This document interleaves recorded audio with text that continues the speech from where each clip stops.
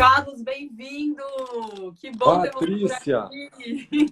satisfação estar com você nessa manhã, com muita energia, com muita motivação, trazendo esperança, trazendo luz, trazendo uma chama, um novo horizonte, um novo panorama, apesar dessa pandemia que estamos enfrentando, não somente no Brasil, mas no mundo.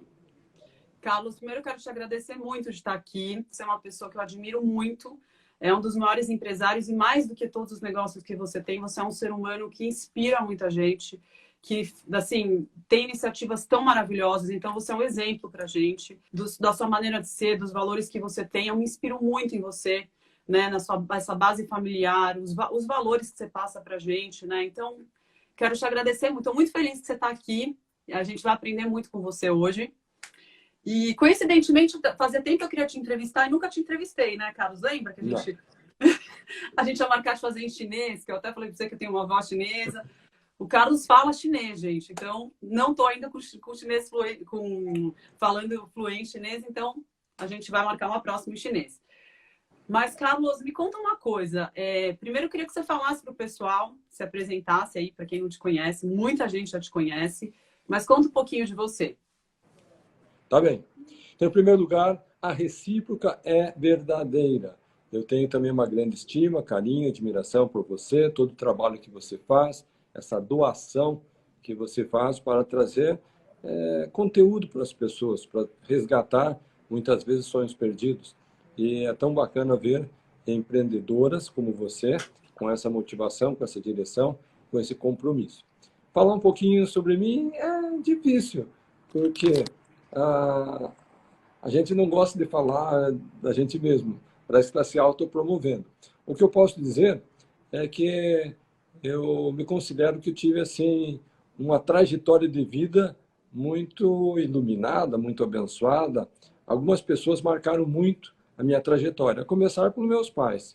Eu tive, então, essa grande felicidade de ter uma família estruturada, onde meu pai me ensinou a trabalhar, minha mãe me ensinou o valor de ter fé, e a partir daí, quando você une trabalho e fé, já é uma plataforma muito grande para grandes realizações. Em determinado momento da minha vida, eu já estava com 12 anos, meus pais com 7 filhos, eles se encontravam assim um pouco inconformados, desnorteados, estavam perdidos, buscando respostas espirituais. Então, naquele momento, eles buscavam um caminho da fé. E foi ali que eles conheceram a Igreja de Jesus Cristo, dos Santos dos Últimos Dias. Então, a partir dali, foi um outro momento em que eu tive referências. Eu passei a ver o mundo de uma forma diferente, mais ampla, mais aberta, com maiores potencialidades.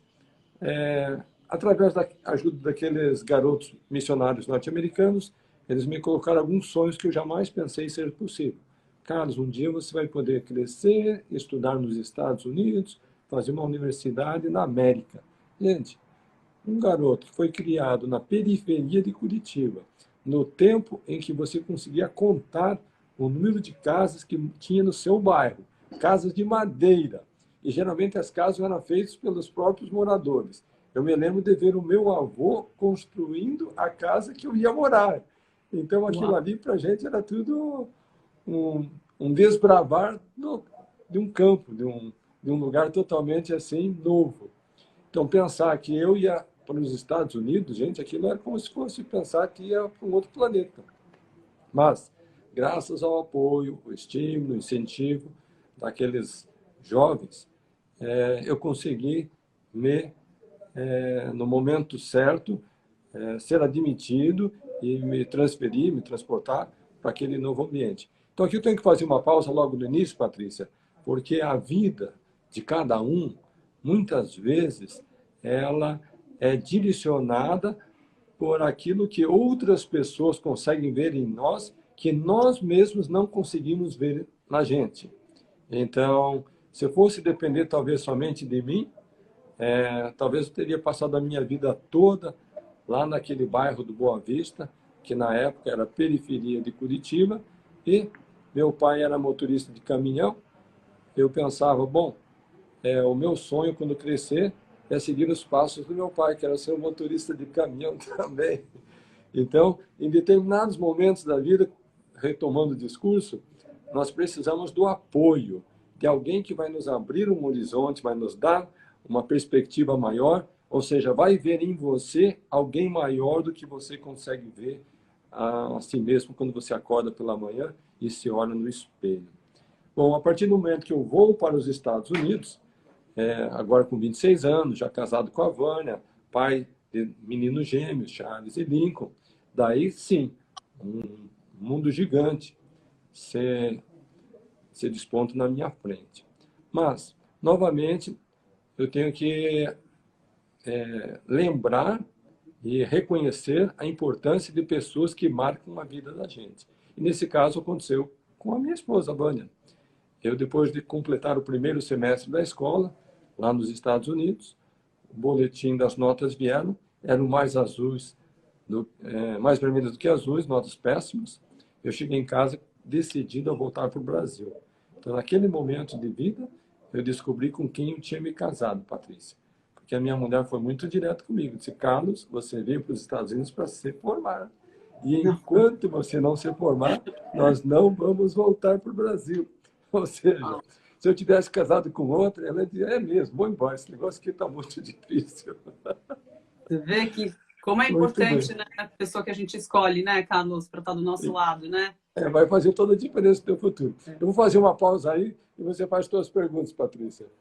E você sabe, você, Carlos, para mim é um grande exemplo desses valores que você tem da sua família, né? Assim, toda vez que eu converso com você, toda vez que eu te vejo, em todas as palestras que eu vi, né? E você realmente toca a gente de um jeito muito bacana. E eu acho que hoje a gente vive um momento conturbado, né? Onde tem muita gente invertendo os valores, trocando a ordem das coisas, né? Buscando ter para depois ser. E, na verdade, a gente tem que ser para ter. Então, você para mim é um grande exemplo de uma pessoa que e depois, né, conquistou tudo isso. Mas você tem essa essência e tudo isso.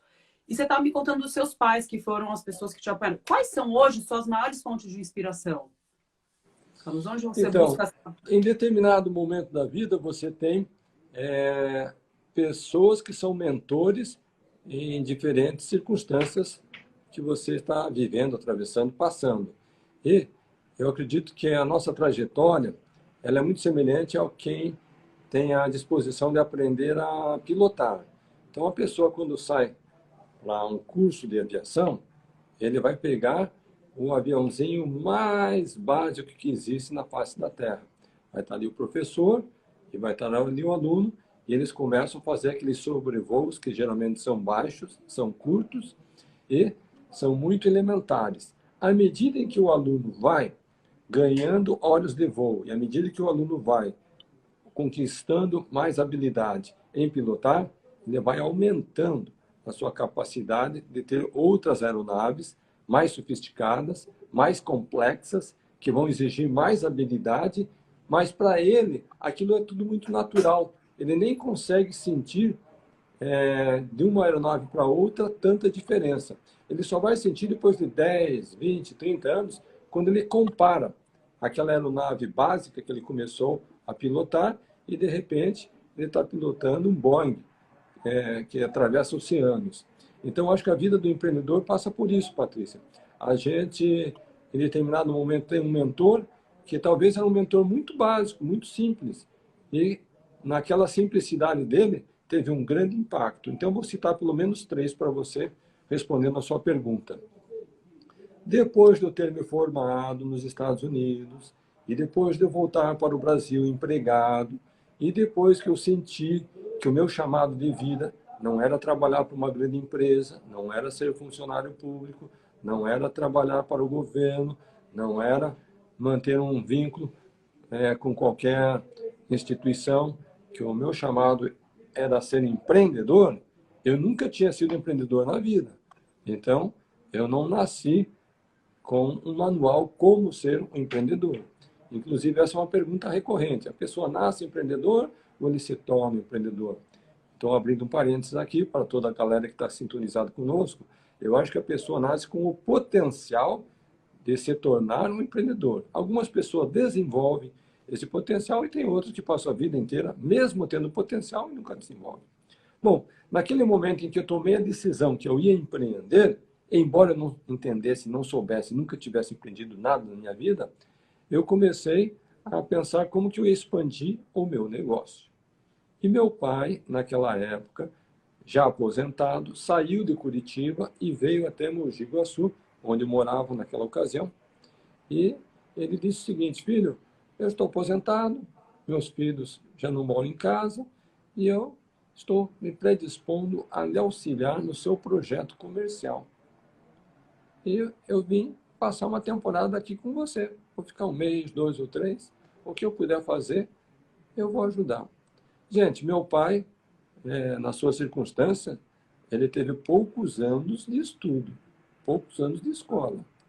Falar inglês, ele não sabia nenhuma palavra. Eu estava montando uma escola de inglês. Eu comecei a pensar, vou lidar com professores, com treinamento, com educação. O que será que meu pai vai fazer aqui para me ajudar? Talvez ele venha cuidar dos netos. Mas daí teve uma conversa, Patrícia, que nunca mais eu vou esquecer. Uma certa noite, sentado na sala da minha casa com meu pai, ele começou a me questionar. Filho, explica uma coisa, como que você vai ganhar dinheiro? Como que esse negócio vai crescer? Como que você vai prosperar? Eu disse, pai, eu tenho 2 fontes de renda. Eu tenho os alunos que eu dou aulas e eles me pagam. E eu pretendo encontrar professores que vão usar o meu sistema, minha marca, meu método, e eles vão me pagar por esse uso. Tudo bem. Pergunta 2, filho. Você acha que você vai ganhar mais dinheiro com os alunos, com as aulas que você vai dar, ou você acha que você vai ganhar mais dinheiro com esses professores que você vai encontrar? Pensei por um momento, Patrícia, eu disse, eu acho, pai, que eu vou ganhar mais dinheiro com esses professores. Eles vão estar em várias cidades, vão multiplicar, e os meus alunos aqui têm um número limitado. E daí ele fez a outra pergunta. E o que você vai oferecer para esses professores? Eu disse, olha, pai, eu desenvolvi aqui um material de aprender inglês, eu vou oferecer esse material. Ele disse, então você vai vender essas apostilas para os professores, é isso? Eu disse, é isso, pai, eu vou vender as apostilas para os professores. Daí ele resumiu. Bom, então, se eu entendi bem, você vai vender as tuas horas como professor para os teus alunos, e os teus alunos vão te pagar pelas aulas, pelas horas que você ensinou. E você vai vender apostilas para os seus professores, e eles vão lhe remunerar por essa apostila. É isso, é isso. E daí ele fez uma síntese, menina, que é só a cabeça iluminada de alguém que trabalhou 20, 30, 40 anos no comércio. Então, a tua capacidade de vender horas é limitada, né? Porque você só tem 8 horas por dia para dar aulas, 9, 10 horas. Agora, a tua capacidade de vender apostilas para professores é ilimitada, porque daí não tem número de limite de professores que você pode ter lá. Eu disse, bingo, pai, é isso mesmo. Você conseguiu resumir o que eu mesmo não tinha conseguido pensar. Daí ele disse, bom, então tá bom, filho. Hoje é domingo, amanhã então a gente vai pegar o carro, encher o porta-malas de apostilas e nós vamos vender as apostilas. Daí deu um nó na minha cabeça, Patrícia. Você falou, meu Deus. Vai vender as apostilas? Mas vai vender aonde essas apostilas? Meu filho, você não acabou de dizer que a grande fortuna sua está na mão dos professores e que você vai ter que fazer parceria com eles? Nós vamos ter que sair para vender as apostilas. Eu disse, mas vender aonde, pai? Eu tenho que rir devido à minha inexperiência. Ele disse, meu filho, você já é formado nos Estados Unidos, você já passou 4 anos lá, voltou para o Brasil, e ainda você não entendeu que a única razão de uma empresa existir é vender, e se você quer vender apostila, você tem que sair de casa, porque o dinheiro, filho, não está dentro de casa, o dinheiro está no mercado. E se você quiser ficar rico, próspero, ficar bem, você tem que pegar o teu carrinho e segunda, terça, quarta, quinta, sexta, vai vender, vender, vender.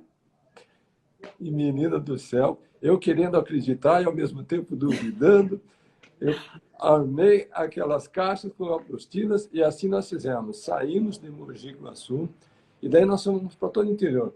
Limeira, Rio Claro, Araraquara, Bauru, Ribeirão Preto, São José do Rio Preto.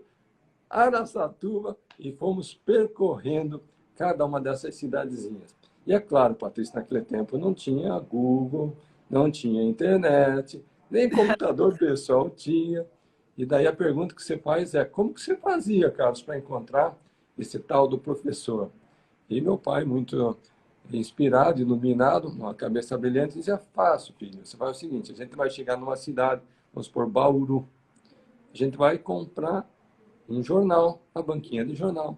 Daí você compra aquela, como que eles chamavam mesmo? Tinha um nome.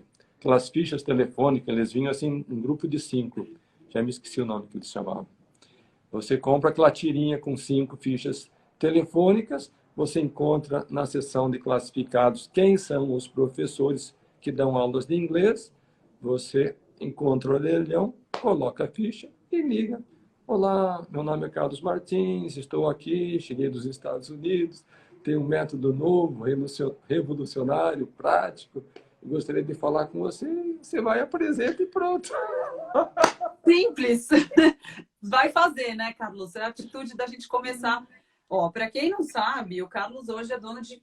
Eu acho que eu nem sei todas as marcas de cabeça, tá, Carlos? Mas Topper, Rainha, Mundo Verde, Pizza Hut, KFC, e você fundou o Wizard, que foi a maior rede do mundo, né, de franquias de escola, né, de inglês.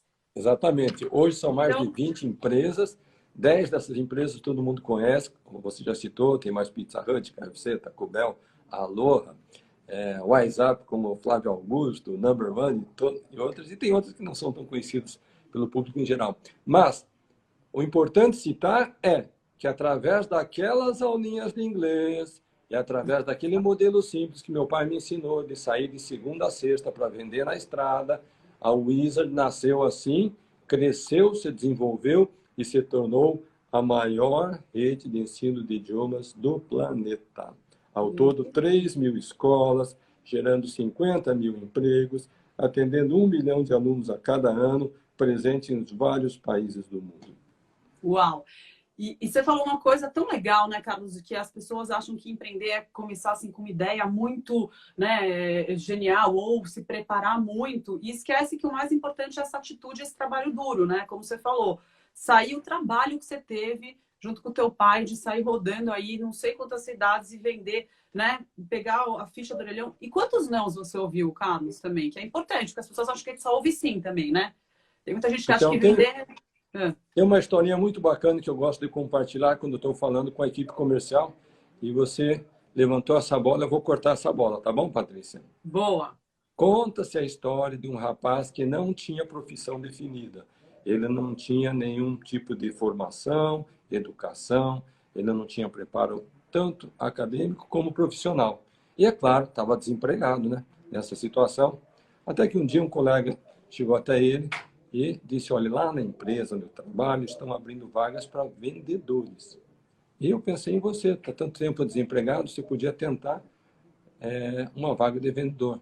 Ele disse, mas o problema é que eu nunca vendi nada. Ele disse, mas não faz mal que você nunca vendeu nada. Você pode ir lá fazer entrevista. Se você passar na entrevista, eles vão te dar um treinamento. E através do treinamento, você vai aprender como funciona o sistema de vendas da empresa. Bom, ele pensou, estou desempregado. Não tenho nada para fazer. Não custa tentar, né? Estamos aí nessa pandemia, coronavírus, quem sabe que esse negócio dá certo, né? E assim ele fez. Chegou lá, se apresentou e, para surpresa dele, ele foi admitido, foi aprovado, foi contratado. Segunda-feira começou o treinamento. E daí ele fez uma semana de treinamento, 15 dias de treinamento, e daí ele saiu para vender. Qual que era o produto? Vender seguros. E a pessoa seria remunerada de acordo com o volume de vendas que ele tinha durante o período. Bem, Patrícia, passou a primeira semana, ele não vendeu nada. Passou a segunda semana, ele vendeu um seguro. A terceira semana entrou no mês, não vendeu nada. A quarta semana chegou, ele vendeu um seguro. Resultado, no final do mês, ele recebeu uma remuneração desse tamanhinho. Mas ele pensou, eu estava desempregado mesmo, pelo menos um pouquinho eu ganhei. Começou o segundo mês. Primeira semana, não vendeu nada. Na segunda semana, ele vendeu um seguro. Na terceira semana, não vendeu nada. E na quarta, ele vendeu um seguro. No final do mês, a remuneração dele foi desse tamanho. Daí ele pensou consigo mesmo, vou tentar mais um mês, né? Tem 3 meses de experiência. E assim foi que aconteceu, que no terceiro mês, a primeira semana do mês chegou, não vendeu nada. Na segunda semana, ele vendeu um seguro. Na terceira, não vendeu nada. E na quarta, ele vendeu um seguro. A remuneração dele foi desse tamanho. Ele não teve dúvida, né? Ou eu vou ser demitido, ou eu vou pedir as contas. Ele resolveu sair, porque ele não gostava daquele trabalho, não se identificava, não tinha satisfação, nem a vendedor ele era. Então ele foi falar com o chefe. Explicou toda a situação e disse, olha, eu estou saindo. Esse negócio não é para mim. O chefe dele, mais experiente, disse, olha, esse final de semana, o presidente nacional da empresa vai vir fazer uma conferência com todos os agentes comerciais. Eu gostaria de convidar você. Depois que você assistir a mensagem do presidente, você decide se você sai ou se você continua. Tá bom, tá bom. Ele resolveu aceitar o convite e foi para tal conferência com o presidente. O homem não tinha nem começado a falar. O presidente, a hora que ele entrou no auditório, foi ovacionado. Todo mundo em pé, batendo palmas. E o rapaz começou a pensar, nossa, o homem não falou nenhuma palavra, já estão batendo palmas para ele. E ele começou dando os parabéns. Parabéns a todos vocês que são ótimos vendedores, representantes comerciais, profissionais de venda de alto nível. Eu vim aqui para dar os parabéns a vocês. E o rapaz pensou, ele não me conhece.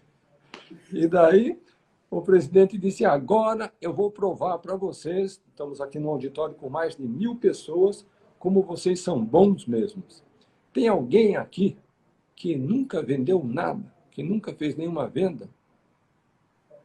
E daí o rapaz olhou para um lado, olhou para o outro, olhou para frente, para trás. Ninguém levantou a mão. Ou seja, todos tinham vendido. Daí ele pediu uma salva de palmas. Vocês são bons mesmo, parabéns, vocês merecem. E agora eu vou mostrar para vocês por que é que alguns vendem mais e por que que alguns vendem menos. Daí o rapaz pensou, nossa, parece que ele estava lendo a pergunta que estava na minha cabeça. E daí o presidente começou a dizer o seguinte, Patrícia, cada um de nós temos um ciclo de vendas. E nós já fizemos estatística na empresa toda, e a cada 15 contatos que nós fazemos, o 16 é uma venda. Então, as pessoas que já descobriram que o não faz parte do sim, elas vão antecipar o maior número de nãos possível, porque matematicamente, quando chegar no ponto 15, o próximo contato é uma venda. E o rapaz pensou, eu nunca tinha pensado nisso. E daí o presidente continuou, então por que é que alguns vendem mais e outros vendem menos? É porque tem pessoas que saem na segunda-feira para vender e quando chega às 11 horas, ele diz assim, nossa, essa segunda-feira as vendas estão mal. Eu vou voltar para casa. A mulher pergunta, meu amor, como que foi o dia hoje? Foi péssimo, querido, só levei não. Daí a pessoa, então faz o seguinte, fica em casa, nós temos algumas coisas aqui para arrumar na casa, você continua amanhã, tá bom? E daí a pessoa, mesmo, então eu vou ficar em casa hoje. E na terça-feira repete aquele exercício, e na quarta, e na quinta, e na sexta. Daí ele vai vender a primeira lá na semana que vem. Mas por quê? Porque ele completou o ciclo de nãos. Exatamente. E daí, quando ele finalmente faz a primeira venda, sabe o que acontece, Patrícia? Ele pensa que o próximo contato vai ser uma outra venda. E, na verdade, ele tem que seguir o ciclo totalmente de novo. E daí o presidente fez a seguinte pergunta, então quero que vocês me digam, meus queridos amigos e amigas, quem é que controla a venda? É o vendedor ou é o comprador? E o garoto começou a pensar, será que é o vendedor, será que é o comprador? Será que é o vendedor ou é o comprador? E daí ele pensou, é o vendedor. E o presidente disse, resposta certa, é o vendedor. Porque somente o vendedor sabe quantos nãos ele já levou até chegar no sim. E daí ele concluiu dizendo o seguinte, eu quero que todos vocês fiquem em pé agora. E todo mundo ficou em pé no auditório. E daí ele colocou a mãozinha dele bem na frente e pediu para todo mundo cantarolar. E a musiquinha é o seguinte, 1 não, 2 não, 3 não, 4 não, 5 não, 6 não, 7 não, 8 não, 9 não, 10 não, 11 não, 12 não, 13 não, 14 não, 15 não, 16 sim. Sim! Então, o que o presidente fez naquele momento? Eu quero que vocês saiam daqui agora, vocês vão voltar para os seus pontos de venda, para a sua cidade, para o seu local de trabalho, vocês vão registrar cada não que vocês levam e vocês vão antecipar. Eu posso garantir, como o sol brilha cada dia e como a estrela brilha cada noite, que vocês, depois de um determinado ponto, vão chegar no sim. Mas com o passar do tempo, vocês vão aprimorar a sua habilidade e vocês vão conseguir antecipar, de modo tal que não vai precisar ser cada 15.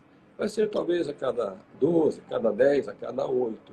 E assim, aquele rapaz voltou e na segunda-feira falou para o chefe, eu vou continuar e vou tentar aplicar aquilo que o presidente falou. Resumindo a história, no primeiro mês, do time dele, Patrícia, ele foi o que mais vendeu. Uau! No segundo mês, da região dele, ele foi o que mais vendeu. No terceiro mês, da cidade dele, ele foi o que mais vendeu. No quarto mês, do estado dele, ele foi o que mais vendeu.